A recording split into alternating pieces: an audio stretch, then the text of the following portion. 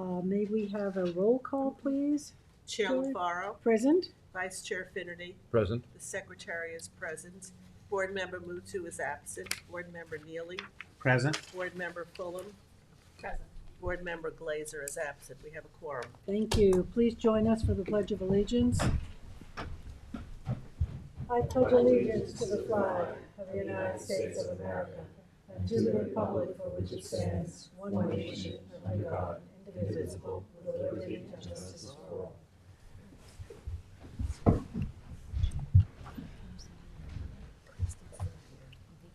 We need somebody from staff. Is any staff here?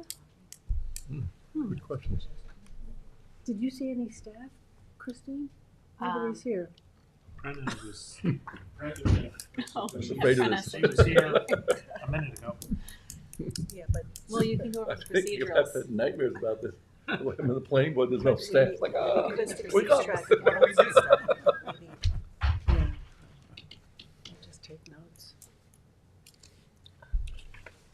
Oh, she put up all the posters Yeah, there. all that.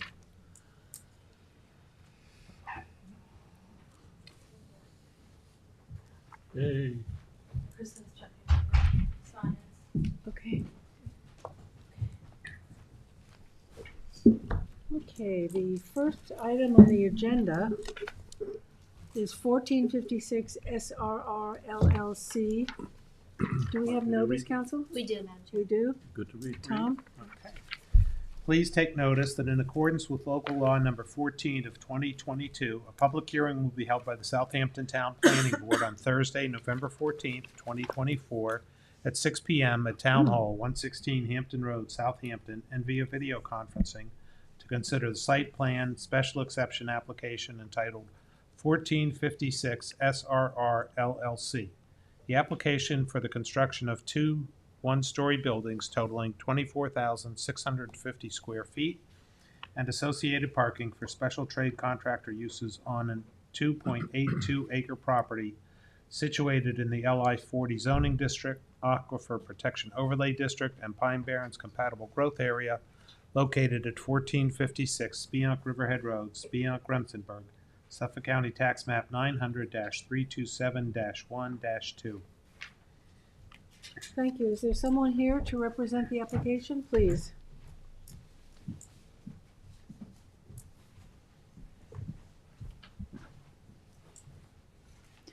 Good evening. I'm Susanna Herman from N Consultants, 1319 North Sea Road, Southampton, for the applicant.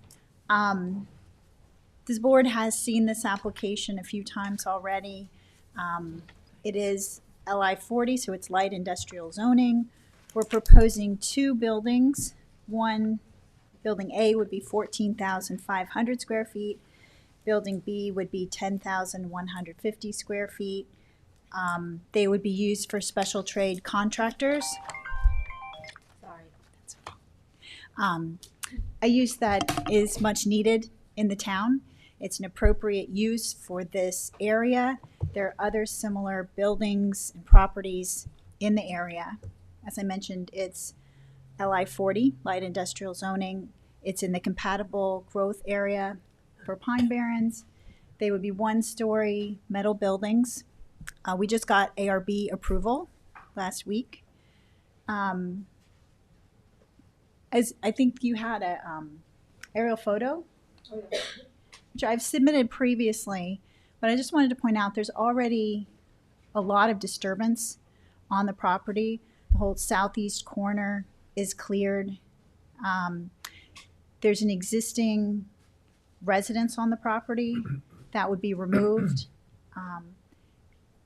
Most of the vegetated area is actually highly disturbed. There's multiple old foundations from old buildings that are in that area. There's a lot of invasive vegetation. There's very little of the land that's not disturbed with piles of fill, old equipment, previous disturbance on the property. So the property would be revegetated so that it would be 53.5% cleared after construction and revegetation. We've provided a very extensive native revegetation plan with a mix of shrubs, grasses, trees, all native, and a nice degree of biodiversity there as part of that. Did you say there's gonna be 53% clearing at the end? 53.5% clearing. Okay, that's in excess of the 50% allowable. That is, we are offering a Pine Barren credit to accommodate the additional Okay. clearing. Okay, any other questions? Anyone from the audience would like to speak to this application? Anyone on Zoom, Kevin? No one on Zoom. Okay. And this is special Public hearing. public, so this is a 10-day. 10-day motion. Motion to close with the 10-day written comment period Motion. by Dennis, second by Gloria, and all in favor. Aye. Opposed, abstentions? 5 in favor, 2 absent. Thank you, Susanna. Okay, number 2 is John Galt. Did you notice, Christine? We do. Very good. Please take notice in accordance with local law 14 of 2022, a public hearing will be held by the Southampton Town Planning Board on Thursday, November 14th, 2024 at 6 p.m. at Town Hall, 116 Hampton Road, Southampton, and via video conferencing to consider a covenant amendment entitled John Galt Lot 2, the subject property 478 Loper's Path, is part of Lot 1 of the subdivision of the estate of Charles Vanderveer Jr., which required covenant exclusive access over a common driveway to Daylily Lane. In addition to the subject property was created as Lot 2 of the subdivision of John Galt, which permitted Lot number 2 to access from Loper's Path at the town road, but also required it by an amendment declaration of covenants filed September 28, 2018, Liber 12980, the construction of a portion of the common driveway to Daylily Lane. The request is to amend the covenants to release the owner of the obligation to improve the common driveway along the flagpole strip to Daylily Lane, hamlet of Bridgehampton. Thank you, Dennis. Carl, please. Good evening. Carl Benacasa, 860 Montauk Highway, Watermill, New York, for the applicant. As Mr. Finity mentioned, in 1987, this parcel was subdivided into 4 lots. We're talking about Lot 1 today. In 2018, members of this board may remember, Lot 1 was further subdivided into the northern section, which is Lot 1 of the John Galt subdivision, and the southern section, which is Lot 2 of the John Galt subdivision. When this subdivision was done, the former Lot 1, which is now 1 and 2 of the subsequent subdivision, was required, as was each lot in this, that this common driveway from Daylily be improved to certain standards that are mentioned in the covenant, including paved, obviously, to provide access. As the area has developed, Lot 1 and subsequent to the subdivision, Loper's Path was ultimately created, which provided direct access to Lot 2, and Mill Path was created, which provided direct access to Lot 1. However, when this subdivision was done, although it relieved Lot 1 of the responsibilities to improve this this right-of-way, this common driveway, it did not relieve Lot 2 of those responsibilities, even though Lot 2 is getting direct access from Lopers. To require paving this road now, this common driveway now, would mean paving the backyard of this lot, former Lot 3 of this subdivision, which is improved and provides access. I would note that this lot is improved, this lot is improved, this lot is improved. The current access as it's developed over time is Lot 2 here has gained access off of Mill Path. Lot 3 has a dirt common driveway that it obtains access from, and Lot 4 obtains access off of the common driveway, which is dirt as well. None of these, the COs for these 3 did not require the work to be done. They didn't have to be done. In fact, the CO for Lot 2 has been issued, even though this work hasn't been done. So essentially, this is a relic of a 30-year-old subdivision, approximately 30-year-old subdivision that is no longer in use, no longer needed. And to improve this would be to create a road to nowhere over an area adjacent to this Lot 3. Now, the building department took it upon itself to issue the CO. So I represent the former owner of the property. Now, in conjunction, Wayne Bruin represents the current owner. A sale took place earlier this year, about 2 months ago. I've talked to Wayne today about it. The current owner of Lot 2, my client's predecessor or successor in title, has no issue with this, obviously. And we're here essentially as part of the agreement in that transaction to clean up what is an unused, essentially relic imposed by the 1987 subdivision. So to relieve Lot 1 of having to improve this, and essentially that's it. Again, I would note the building department issued COs. So the building department essentially took notice that this is no longer required, no longer issued, but and we've met our obligations as as sellers under the contract of sale, but we've agreed in a spirit of goodwill to continue with the application. So you need a covenant agreement. That's what we're asking. Yeah. Yeah. Yeah. Any questions? We've looked at this before. Yep. Anyone wish to speak to this? Anyone on Kevin, anyone on Zoom? No one on Zoom. Okay, so we will close this hearing with a 10-day written comment period. Motion. Motion by Dennis, second by Kate.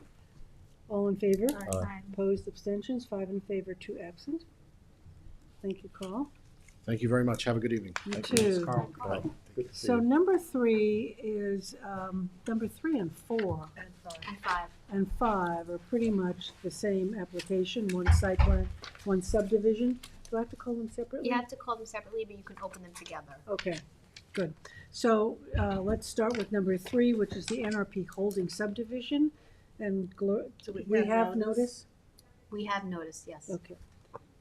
Please take notice that in accordance with local law number 14 of 2022, a public hearing will be held by the Southampton Town Planning Board on Thursday, November 14, 2024 at 6 p.m.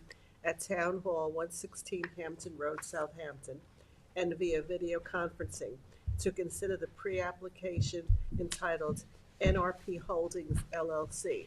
The project is for a 3-lot subdivision with open space totaling 22.9 acres located in the MFPRD and the CR40 zoning districts, located at 670 Montauk Highway and 107 South Country Road, Hamlet of Quayog, Southampton, Suffolk County Tax Map number 900-359-4-46 and 47. Christine, should I have them all read into the record and then we can discuss it? Yeah, Yeah, that's, you're opening them all together, but reading them all individually, and when you close them, you'll close the whole thing out. okay. So number 4, then Kate, you would read that NRP Holding Lot 1 site plan? Okay. Please take notice that in accordance with local law number 14 of 2022, a public hearing will be held by the Southampton Town Planning Board on Thursday, November 14th, 2024 at 6 p.m. at Town Hall, 116 Hampton Road, Southampton, and via video conferencing to consider the site plan application entitled NRP Holdings LLC Lot 1. This site plan application is for the construction of 79 multifamily units, 6 buildings, and accessory amenities on a proposed 17.33 acre parcel located in the MFPRD Multifamily Planned Residential District, situated at 107 South Country Road, Hamlet of Quayog, Suffolk County Tax Map number 900-359-4-46 and 47. Thank you. And Tom, do you want to read number 5, the NRP Holding the Lot number 2 site plan? Please take notice that in accordance with local law number 14 of 2022, a public hearing will be held by the Southampton Town Planning Board on Thursday, November 14th, 2024 at 6 p.m. at Town Hall, 116 Hampton Road, Southampton, and via video conferencing to consider the site plan application entitled NRP Holdings LLC Lot 2. The site plan application is for existing laundromat and car wash on a proposed 5.6 acre parcel located in the CR40 zoning district, situated at 670 Montauk Highway, Hamlet of Quayog, Suffolk County Tax Map number 900-359-4-47. Okay, thank you. So we're going to have the discussion on everything since it's all one discussion. And so let's start with the subdivision, and you can discuss the site plan, lot 1 and lot 2. Sure. Bailey Larkin with Bennett and Reed, offices at 212 Windmill Lane in Southampton. I have with me this evening Christopher Robinson, who is the engineer with R&M Engineering, and Ken Garvey with BHC Architects, the project architect on this. This project began about 5 years ago in 2019. We had filed an application with the town board for a change of zone to rezone a portion of property in this property in Quiog from R40 to MFPRD, multifamily planned residential. At the initial application, we had contemplated construction of 104 affordable units on the one parcel within the proposed subdivision. Public work sessions were held before the town board in March and November of 2020, and in 2021, the town board elected to consider the change of zone application. A formal application was filed in 2021, and we began the secret process. This board was involved after the actual application had been POSDEC'd. A DEIS was adopted in March of 2022. A scope for the DEIS was adopted in March of 2022, and the DEIS was submitted in July of 2022. Public hearings before the town board were held in November and March 2022 and 2023, and the FEIS was finally filed, incorporating all comments from the public in 2023. The town board adopted a resolution granting the requested change of zone to MFPRD. As part of that grant, as mitigation, the proposal was changed from 104 units to 78 affordable housing units with one additional unit for the manager. 25% open space is proposed, in addition to a 4-acre wooded parcel that's being set aside for potential purchase by CPF. So our first application on the agenda this evening was for pre-application for the proposed subdivision. The property is comprised of 2 tax lots that are approximately 23 acres in size combined. We're proposing to subdivide it into 3 lots, lot 1, with 2 open space parcels. So lot 1 would be approximately 8.9 acres in size and would accommodate the affordable housing subdivision. Lot 2 is where Strubble's Laundromat and the car wash is, and they'll remain. We're proposing to keep all existing improvements, and the lot would be approximately 5.7 acres in size after the subdivision. Lot 3 is a carve-out for potential purchase by CPF, and we've been in communication with them about the purchase of this parcel as open space. It's been designed to kind of follow the line of the wooded area of this property that's undisturbed. It's a little over 4 acres in size, that parcel, and it would keep wood frontage, open space frontage along Carwin, which is to the west of the property, to the east of the property, sorry. The 2 open space parcels will address the 25% open space requirement. It's broken up into the 2 parcels in the northern portion of lot 1, and they kind of follow down the east and west property lines to provide screening from the surrounding properties and kind of contain the affordable housing development. The overall subdivision will result in the preservation of over 8 acres of land with this plan that we have before the board. The second application on the agenda for this evening is the site plan application for proposed lot 1. Which is the affordable housing development. Again, a total of 78 units are proposed with 1 additional unit for the manager. The units have been divided among 6 buildings with 1 community building located in the northwestern portion of the property. The map is turned, trying to figure out my directions there. The northwestern portion next to recreational areas. This development will be serviced by an STP that's kind of located in the southwestern portion of the lot. It's a sanitary system. Correct. It's sewage treatment plant. Sewage treatment plant. Mm-hmm.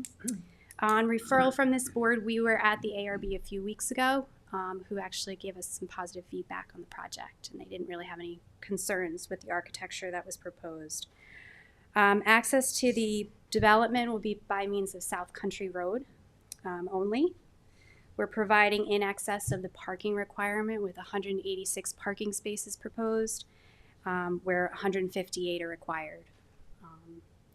As I mentioned in discussing the subdivision plan, the proposed development will be adequately screened with the open space parcels that are proposed, in addition to the CPF parcel to the south. With respect to proposed lot 2, we're not actually proposing any improvements on the lot. We're proposing to maintain the existing car wash and laundromat, and we were required to submit this because, of course, the lot configuration has changed as a result of the proposed subdivision. But it'll remain on a parcel that's about 5.7 acres in size. So everyone's available for questions if there are any from the board, or if you'd like to open for public comment. Well, we've seen this. Maybe you just want to talk about the architecture a little bit? I have a question before you go. What? Oh, site sure. plan. What happens to lot 3 if the CPF purchase doesn't go forward?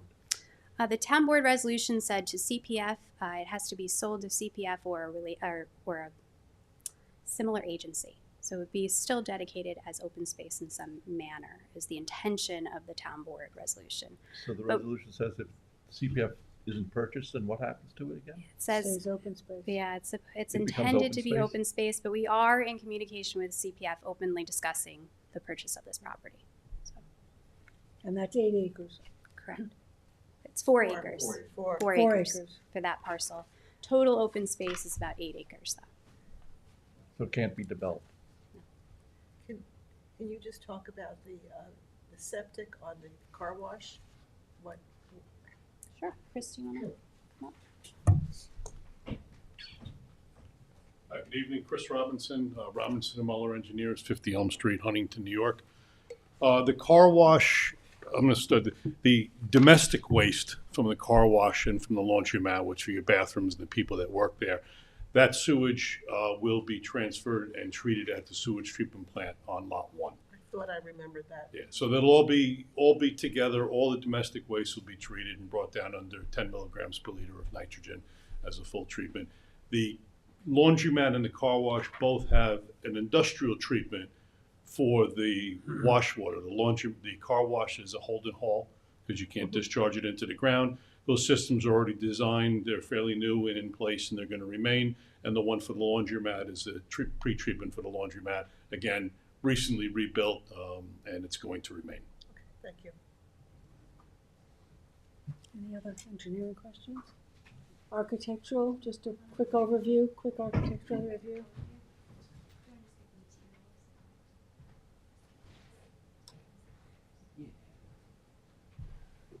Good evening, my name's Kenneth Garvin. I'm with BHC Architects, 1300 Walt Whitman Road, Melville, New York, 11747. I'm here tonight just to go over the architecture a little bit for the public, whoever. Again, this is 6 residential buildings on the site, kind of centered on the site, not around the perimeter.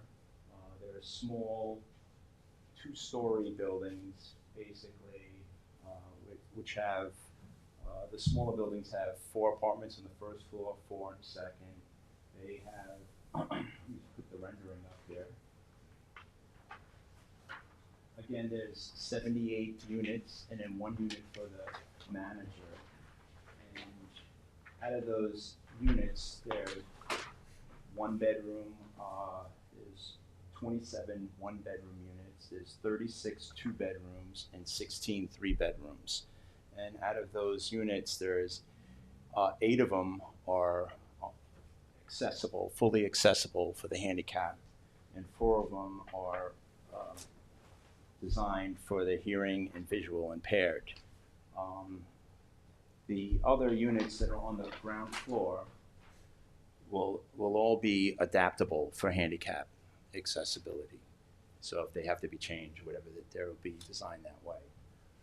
The design, the exterior looks like a residential design similar to many homes in Southampton. We're using clapboard design, hardy, and we have shakes in certain areas and panels. The design also we have up on the roof, we're doing a flat roof that's going to be surrounded by a parapet where the equipment's going to go. The project's going to be fully electric, so it's going to be heat pump systems up on the roof. All the units will be LED lighting. They'll be using high efficient appliances and Energy Star appliances, water smart faucets and toilets. And it'll be a very green project. What about solar?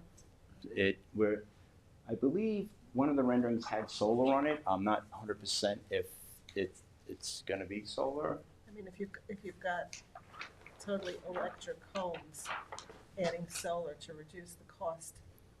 There you go. Yeah, they showed on this They showed rendering, solar. and I'm not 100% on if they're going to do it or not, but usually they do things like that if they can. But I'm here to answer any questions about the design. The Architectural Review Board, I understand, was very happy with what we presented. It's very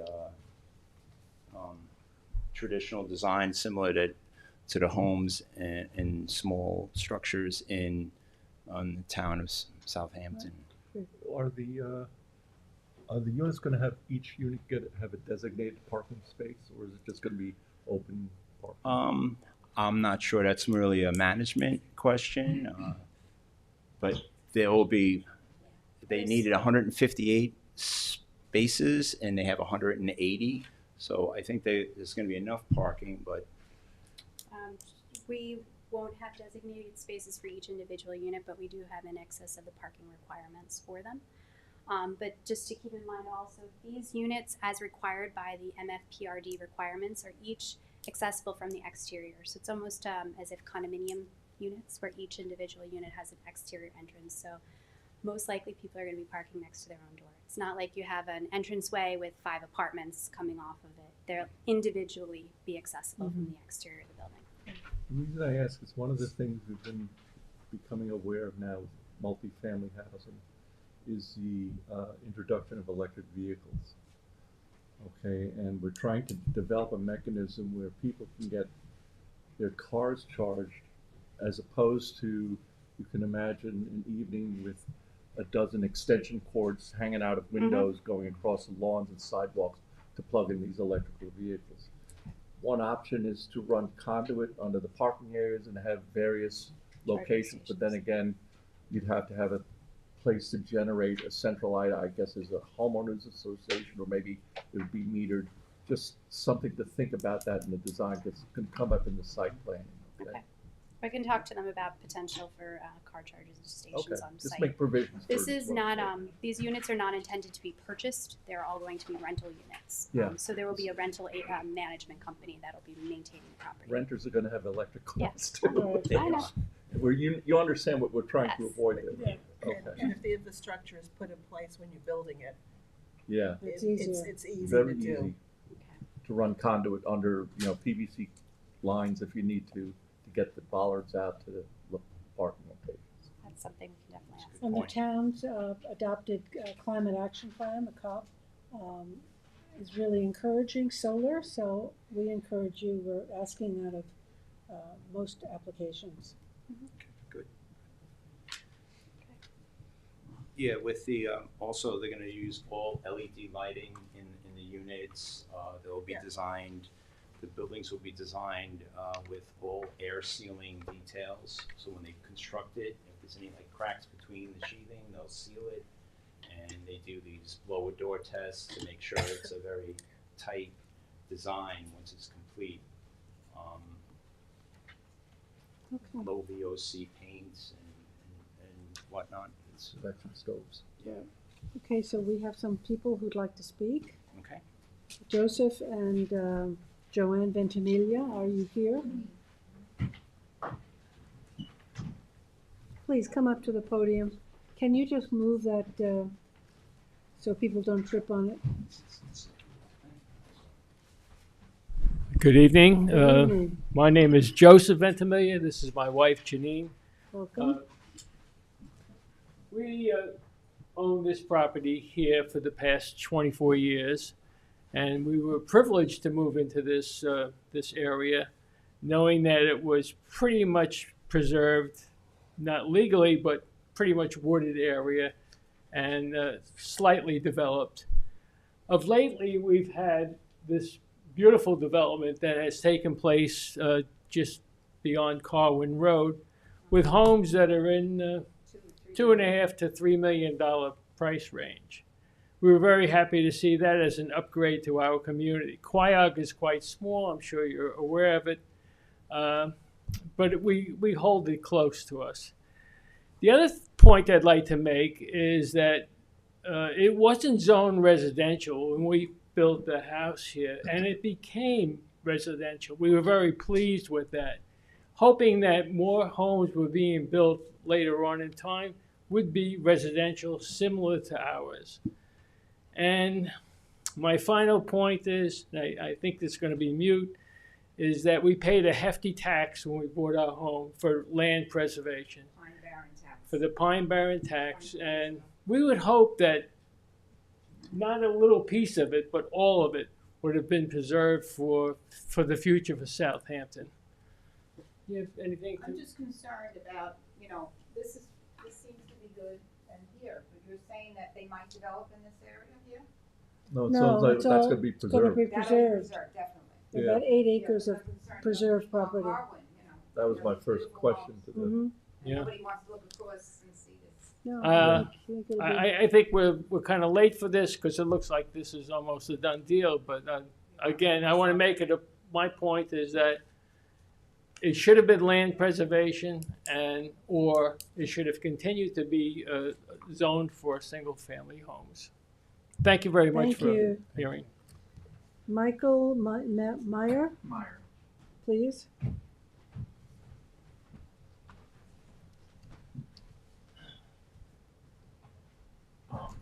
We live here. I feel that it's just an abundance of people you're putting in this area.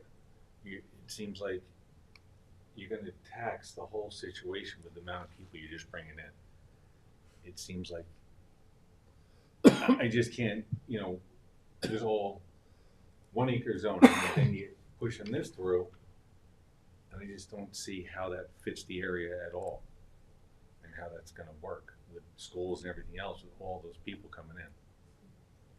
So that's my biggest thing. I think it's just, he says, small 2-story buildings, that there's nothing 2-story in that area at all. So that's my biggest thing, is that I think it's just too massive. Right. Well, the town board rezoned this Yeah, I to know. multifamily, so. But for even that housing. multifamily, I mean, you got it. So they're saying they only have 158 spots. They're counting for like, what is it, 186, 181. So there's going to be well over 200 people in there. I mean, if you rough it out in a basic family in the houses, it's comes over 200 people, Could be, definitely. So, I don't know. okay. Your comments are noted. Thank Thank you. Rebecca Scula?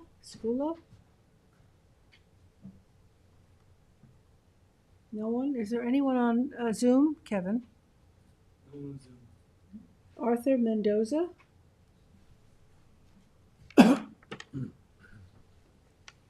Mary Martin? Are you Arthur? Yes. You Oh, want to he's come up? Oh, good, okay.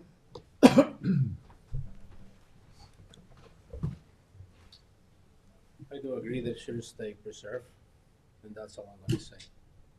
I think it's gonna create a big problem for our community, traffic-wise, and as it is, it's crazy. Our schools are gonna be full, so I would like to see preserved. Thank you. Thank you.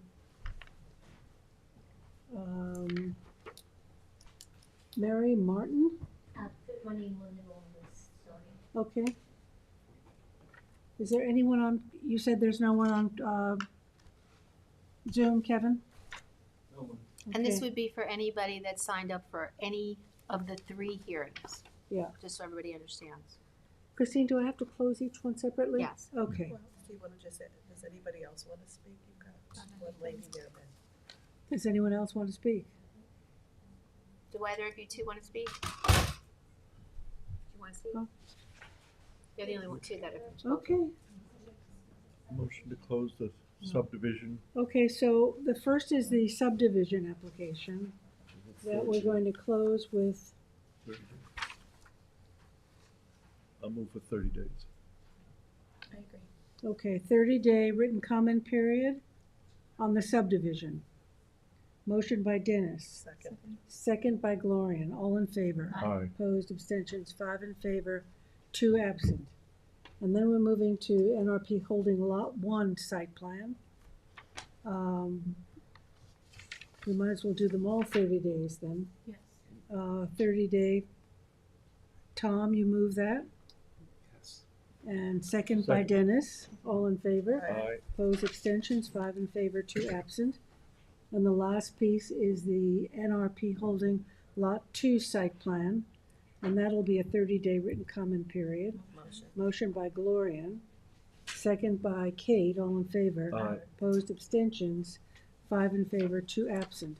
So please send us letters, your comments, people who couldn't come. The record is open for 30 days, okay? Thank you very much for coming. Motion to adjourn. Motion to adjourn by Dennis, second Second. by Gloria, all in favor. Opposed, abstentions, 5 in favor, 2 absent, we're adjourned.